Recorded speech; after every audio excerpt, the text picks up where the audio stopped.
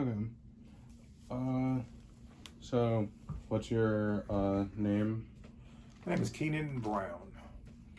What do you do for a living? I'm a tax accountant by trade, and by profession, I'm a California licensed professional fiduciary. What does that entail exactly? A fiduciary is an umbrella term for basically five different um, roles: um, executor, trustee, conservator, guardian, and receiver. Okay. Um, what what exactly got you into doing that? Well, I guess a few years back, my father had a major stroke. He was living down in San Diego, and I had to go down there and move him back up to LA, and then shut down his life in San Diego. Move all of his benefits up to LA County from San Diego County, his VA benefits, the Social Security benefits, and then shut down his life in San Diego, and then have him live in a facility up here in LA County. And it was a very taxing process, and it just came to the point of, if I got to go through all of this, other people got to go through all this. And it really opened the door, like, this is a need it is a need to be filled. And I looked into it as a profession, because then I found out it actually was a profession. I went through the schooling process. You have to go take fiduciary classes, fiduciary program. I did the program at Cal State Fullerton. There's a state exam, a state and a national exam. You get licensing, and then you go out and try to build a book of business. When we talked earlier, you mentioned how, like, you did this profession for a couple years for free. Is that when you were working with your father? Is that what you were talking about? No, I meant with other clients, because it took me a little over a year before I got my first client. And even then, it took me another 2 years before I got paid from that client.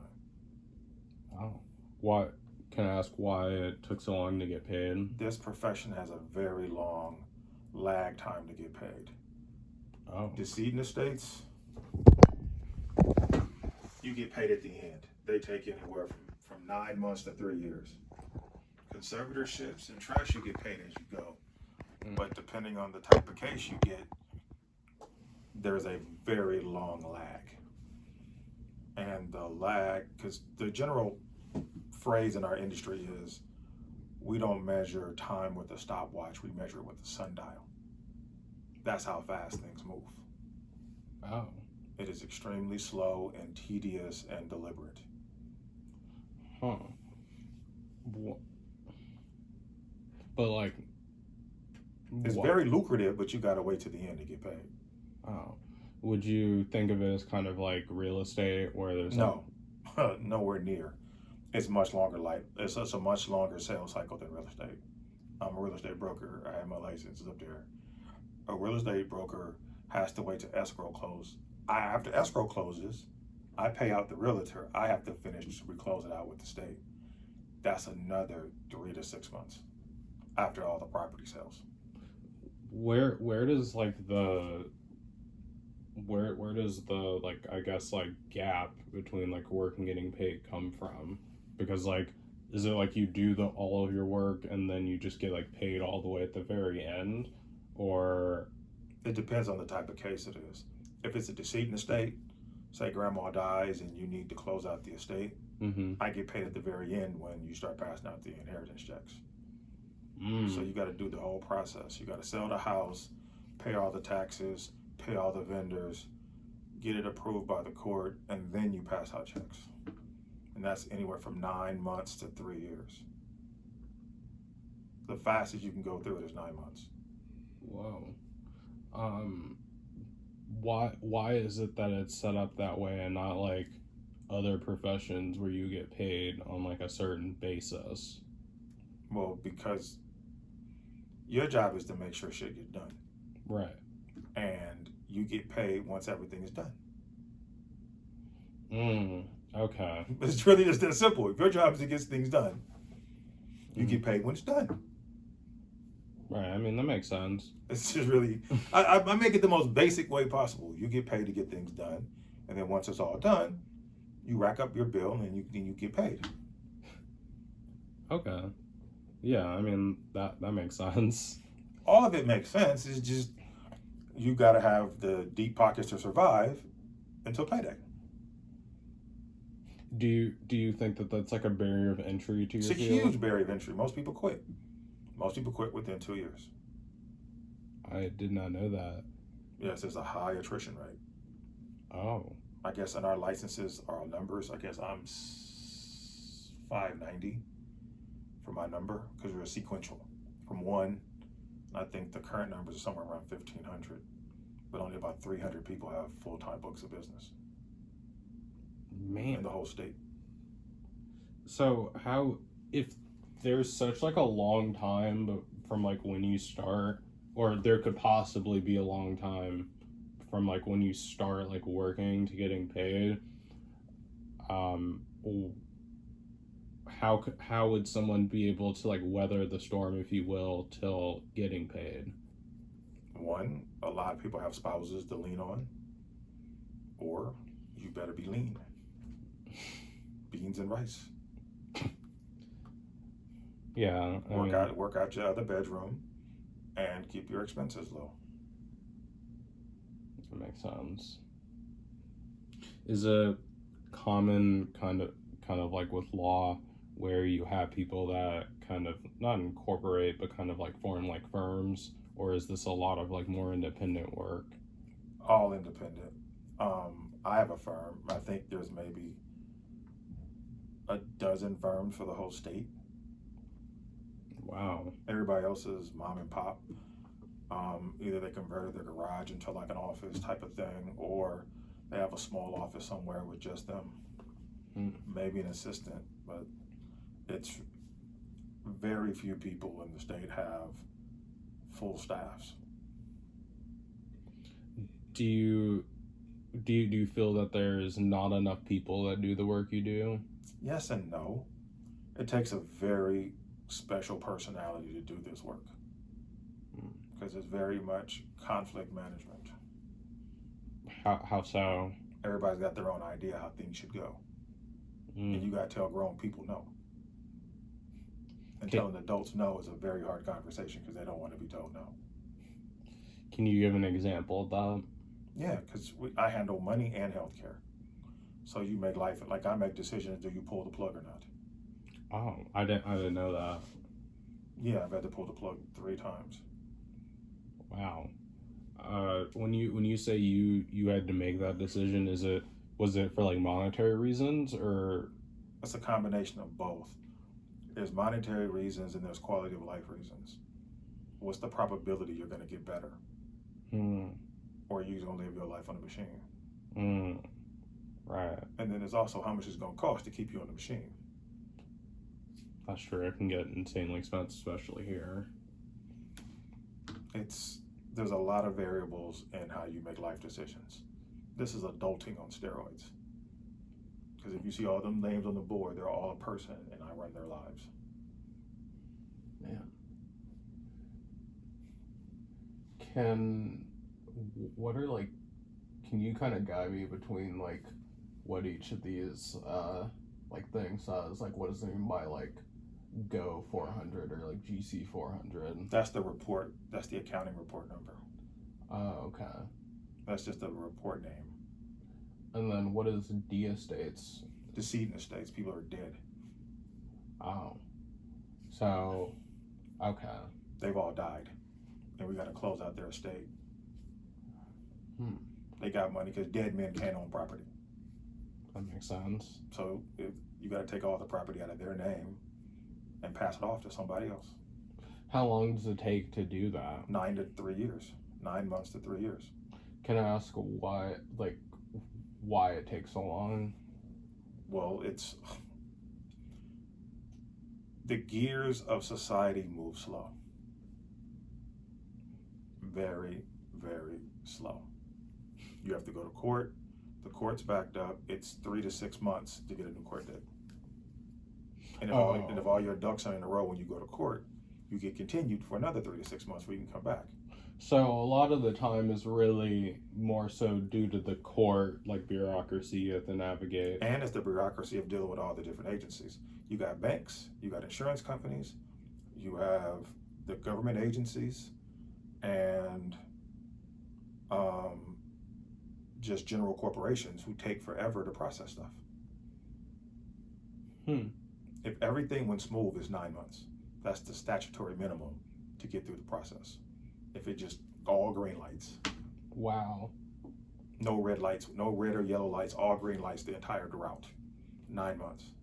What are the most common like red and yellow lights you run into? Arguments. What on the part of like the people that are still alive? The beneficiaries, your kids, fighting over the money. How does that slow you down? Because generally the probate court is a court of equity, which means fairness. So if everybody agrees, it goes by smoothly. When people disagree, the gears grind to a halt until you resolve an issue. Then you pick up again and deal with the rest of the issues. So the more disagreement, the longer it's going to take. Oh, okay. Is there any like notable examples you could think of this? Like any like? Yeah, I'll tell you right now. Ireland. Yeah. The predecessor was the best way to describe Ireland. Flaherty's easier because Ireland's really complicated. Flaherty, that one finally closed. I'm waiting for the bond to close and then send me back my refund check, and then I can scratch it off the board. That one has been around for 3 years. Wow. Because there was a girlfriend and 2 siblings, and they couldn't agree on what to do with the guy's house. I wanted to fix it up and flip it, and they argued with me about doing it for about 8 months. They argued with you for 8 months? Yeah. How could you possibly have an argument that goes on for almost a year? Because unless you get consensus to agree, it just tomorrow. Oh my God. Tomorrow. So you have an idea that you just decide and move. It don't work like that. Damn. So like I said, I had that case for years. I finally flipped the house and sold it. Then it was argument how to split up the money. Right. Okay. And then it was like, you still got to file the tax returns because we sold the house at a profit. Right. Made $850,000 on the house, which was a great deal. Everybody was happy after it closed escrow. Like, oh, that was a great thing to do, Keenan. Good job. But then it was like, okay, now we got all this money. Now let's split it up. Oh no. Wait, but you didn't. But they didn't talk about what they were gonna do with the profits before they sold it. They just wanted to sell it first. Yes. First you put the money on the table, then you chop it up. Huh. Some people are like, okay, let's figure it out in advance. But then it's like once there's real money on the table, the rules change. But like, what would the arguments be about? Like, who gets what cut? I deserve more because I'm me. Huh. Just by virtue of existing, they don't give like any justifications. No, that's the justification. Huh. I'm closer to Ma than you were, so I should get more. You didn't come to visit. I was there wiping her nose every day. You didn't come by, so I should get more than you. And how does that play into like, I guess, your impact on their decision making? I don't make decisions. I pass out checks. Right. See, I'm a neutral third party. I don't care how I cut up the check, whether you get 100% or 2%. I don't give a shit. What percentage of the pie do you get? I'm ambivalent because it don't matter to me. I take my percentage off the top, so I get my money off the top. And however you chop up what's left, what do I care? So when these people are arguing, do you like metaphorically kind of just like leave the room and like wait for them to figure it out? Well, no, generally the lawyers fight it out. And once they settle, then I chop up the cake and pass out the slices. Oh, okay. I didn't know that. That's pretty crazy. They go to mediation, they haggle it out, chop up the apple, and then they hand me the cake and the knife to chop it up and pass out the slices. That's how it works. Yeah. I file all the paperwork, make sure everybody get paid, pay all the creditors off, pay all the government off. Everybody gets their pound of flesh, and whatever's left over, you chop up amongst the beneficiaries. And I gotta agree how to chop up the apple. Man. Makes sense. What does C-ships mean? Conservatorships. Those are people that they're impaired and they can't handle their affairs anymore. Makes sense.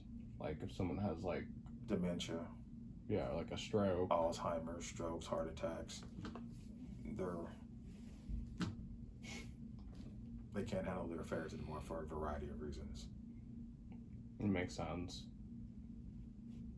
How do you like network with these people? Because I mean, I don't. How do you get business then? From other lawyers. Now it's 100% referral.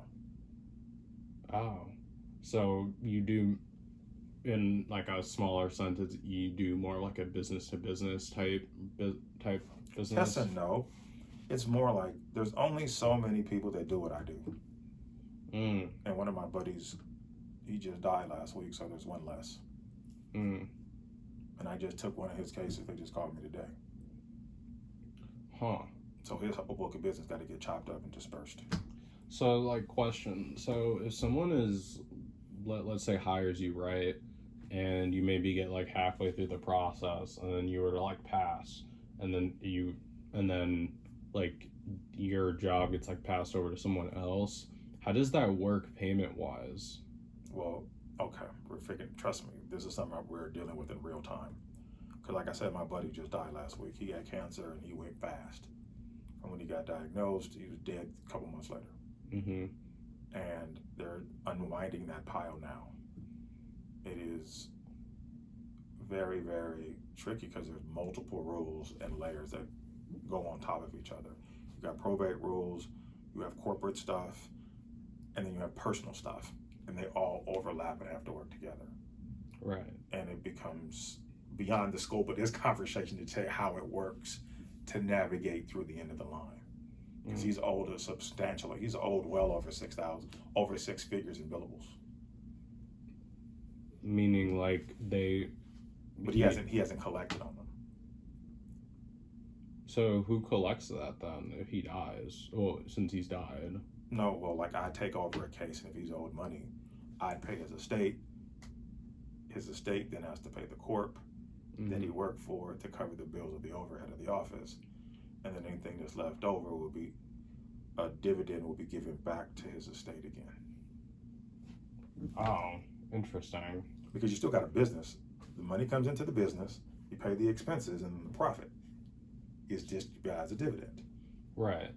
Yeah, I mean, that makes sense. That's how it works. But because there's a probate involved, you have to pay his estate first. The estate has to give it to the corp, has to run through the expenses of the corp. The dividend is left over after the profit, given back to the estate. Okay. Yeah, I mean, that makes sense. I mean, that's how you solve it in very, very simplistic terms. But yeah, that process is a lot more complex. In practice, I can explain things overly simply for people to understand, but actually doing the paperwork is a lot more involved. I mean, I could only imagine, because that sounds like a lot. It is. I can't begin to show you all the paper on the desk and how much paper I deal with every day. Like, I would say just today, how much like paperwork have you probably like gone through? From the table, this was today's mail. Like 5 Harry Potter books? That's crazy. Because you got multiple bank statements, all the vendors that need to get paid. Everybody sends a piece of paper. In regards to like the operating cost of your business, do you think they're relatively high or relatively low? It depends how you structure your practice. I'm just being honest. there's a wide variance depending how you structure your practice. Like for you, how would you say your operating costs are really high or really low? Relatively low because I hired overseas staff to help, which dramatically cut my operating expenses down. Because you can hire people in other countries, pay them a great wage for their country, which is pennies here. How do you get in contact with those people? Is there like an agency? Yep. Out of curiosity, what's the name of that? What agency do you use? It's what's the name of it? Online Jobs PH. I think that grab that book right there. Down the first book. Get that one. That's the guy that runs it. What did you say the name was? Sorry. John Jonas owns the company. I'm trying to remember what the name of his damn website is.